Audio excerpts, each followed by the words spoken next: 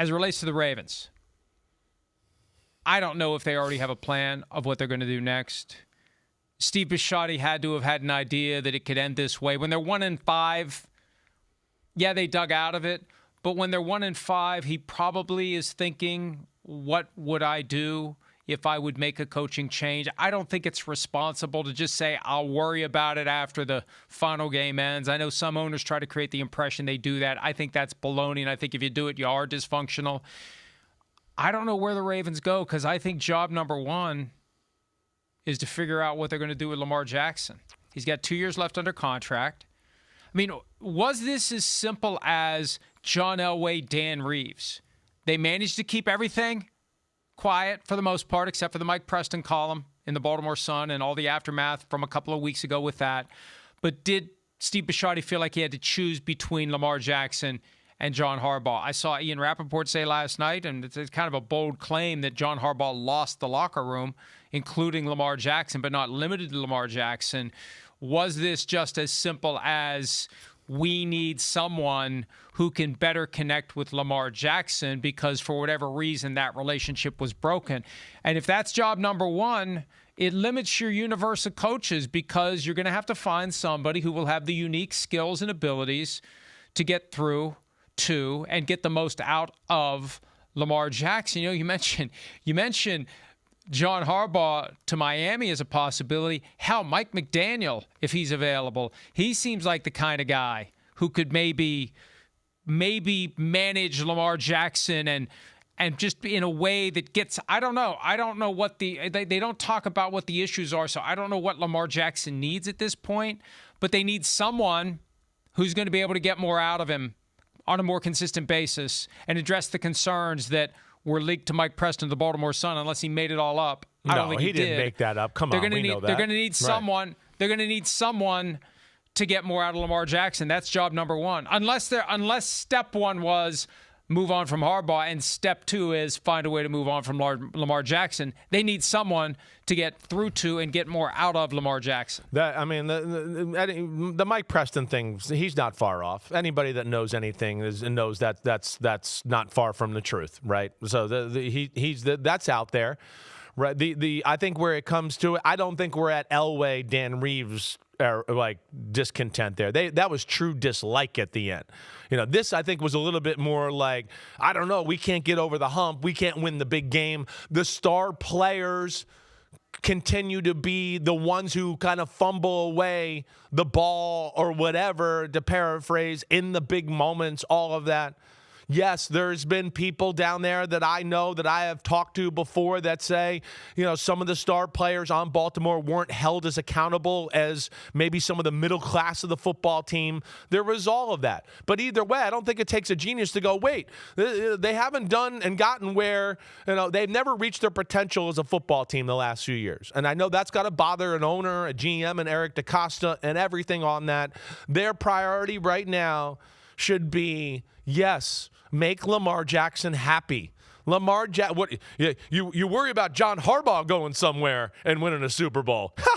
Have fun if you trade Lamar Jackson and dealing with that when he goes somewhere. I mean, and you're going to have that thrown in your face. There's only so many of these type of guys in the league. There's only so many of these type of guys that ever come through in the history of the league. You got one of them. So, yeah, you got to make it happen for Lamar Jackson. It's rare that you're in an opportunity where you go, we definitely got one of the best quarterbacks and one of the best players in the league right now and in the history of football. So we got to make that happen. And I think, you know, with all that added the pressure to the situation. And, yeah, it's going to be interesting to see, you're right, where the Ravens go here, because there's some aging veterans on their football team, and that's where I got into the shelf life of this team might be over, and that's why they want to maybe get a new head coach to kind of usher in a bunch of new nucleus guys here into the future with the new head coach.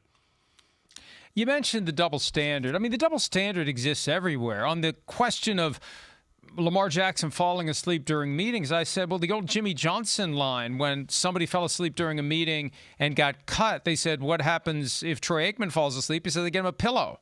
So the stars always get treated differently. I just feel like with Lamar Jackson, for whatever reason, and I don't know how it got to this point, I know that one of the problems is with his contract, They weren't able to communicate with him, and it created a cloud that hovered over the team for multiple years. I just feel like they tiptoed around him, and they weren't able to be as direct, to be as forceful as maybe they wanted to be. I think about the late season injuries when he was trying to get his contract.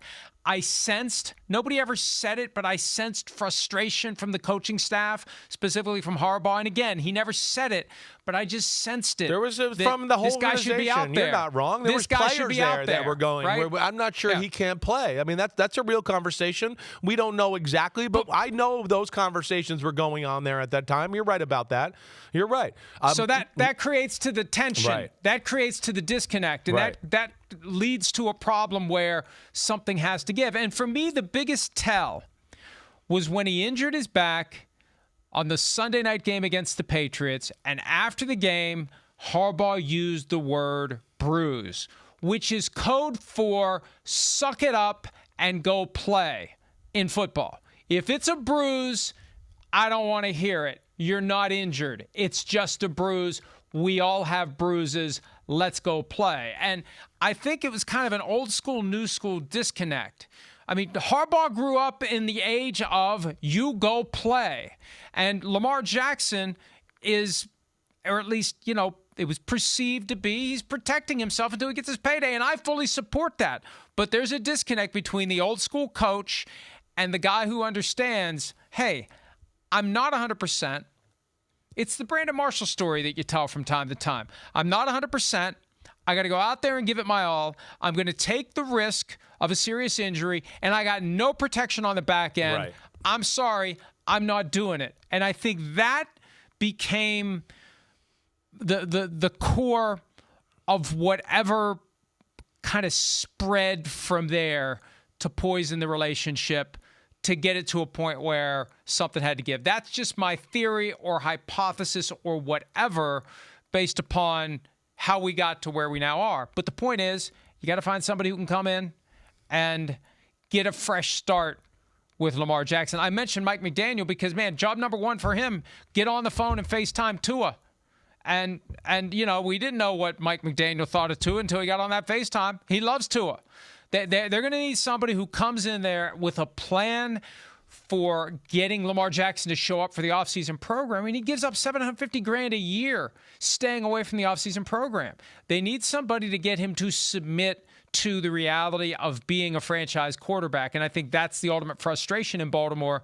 And now they got to find a coach who can try to fix that. Hi, it's Mike Florio. Thanks for watching PFT on YouTube. Hit subscribe for the latest news and analysis from Pro Football Talk.